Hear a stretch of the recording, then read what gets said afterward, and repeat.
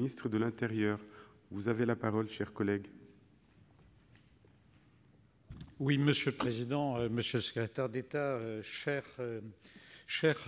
collègues, nous avons, Monsieur le Ministre, de nombreux concitoyens qui paient leurs amendes de police et qui ne peuvent bénéficier de cette aide pour améliorer la sécurité des routes transférées.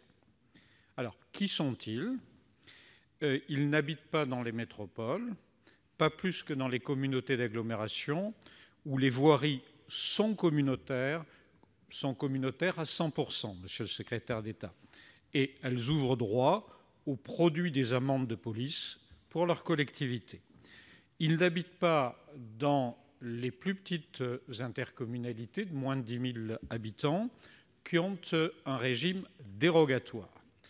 Ils habitent donc dans des intercommunalités rurales de 10 000 à 50 000 habitants environ, et l'article R. 2334-10 du Code général des collectivités territoriales précise dans une rédaction qui est ancienne, 2000, antérieure donc à la loi NOTRe, que nouveau droit à la répartition des produits des amendes que les collectivités pour lesquelles le transfert des voiries communales, mais aussi des transports en commun, mais aussi des parcs de stationnement, a été fait à 100%.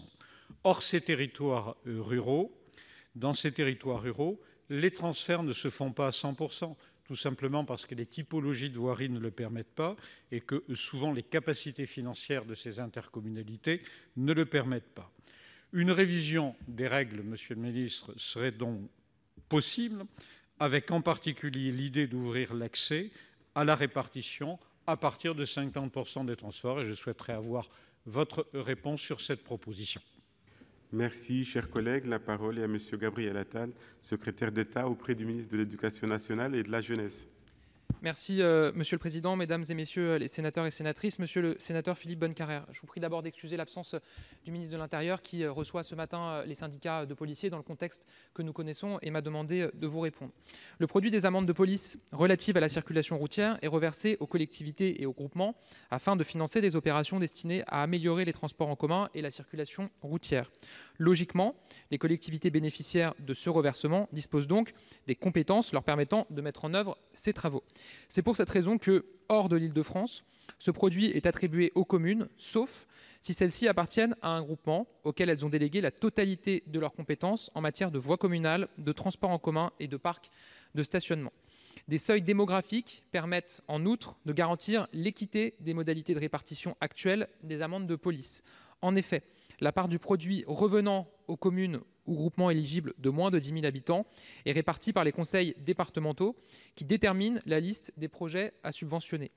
La mutualisation ainsi effectuée permet aux plus petites communes de voir la réalisation d'opérations de sécurisation sur leur territoire dont elles n'auraient pu bénéficier avec un retour direct du produit des amendes. Une attention particulière a également été portée aux communes rurales dans le cadre de la décentralisation du stationnement payant.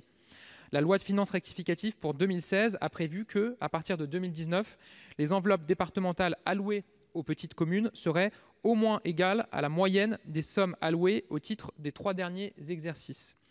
Les communes de moins de 10 000 habitants qui n'ont pas choisi de mettre en place le forfait post-stationnement se voient ainsi préservées des conséquences de la baisse des recettes des amendes de police. C'est l'objectif de ce mécanisme. Le gouvernement est toutefois conscient que les choix d'organisation locaux peuvent parfois aboutir à des répartitions sous-optimales du produit des amendes de police. Le gouvernement, nous sommes donc ouverts à une modification réglementaire afin d'adapter les règles de répartition du produit des amendes en concertation avec le comité des finances locales et les associations d'élus. C'est donc un travail que nous sommes prêts à engager avec l'ensemble des partenaires. Je vous remercie. Merci, Monsieur le ministre, et merci de votre contribution dans des conditions que nous connaissons au pied levé quasiment. La parole est à Philippe Bonnecarrère pour répondre. Oui, je regrette, Monsieur le ministre, sans discourtoisie, le caractère technocratique de la réponse. Vos services ont préparé une réponse sur la répartition entre les communes. Dans la réalité, les compétences voirie sont très largement intercommunalisées aujourd'hui. Mais elles ne sont pas intercommunalisées à 100%, sauf dans les grandes intercommunalités. Et donc, si elles ne sont pas intercommunalisées à 100%, il n'y a pas de possibilité pour les intercommunalités de bénéficier de l'accès aux amendes de police. Vous pouvez résoudre cette question. Ça n'a pas de conséquences financières pour l'État, puisque c'est une répartition, encore une fois, des produits. Je comprends que vous souhaitiez qu'il y ait une prise en compte du niveau de transfert de compétences, mais un critère, par exemple, aux environs de la moitié, serait, me semble-t-il, raisonnable. Je vous prie, j'insiste tout particulièrement pour que cette question soit étudiée par vos services. Merci. Merci, chers collègues. L'ordre du jour appelle la question orale numéro 519.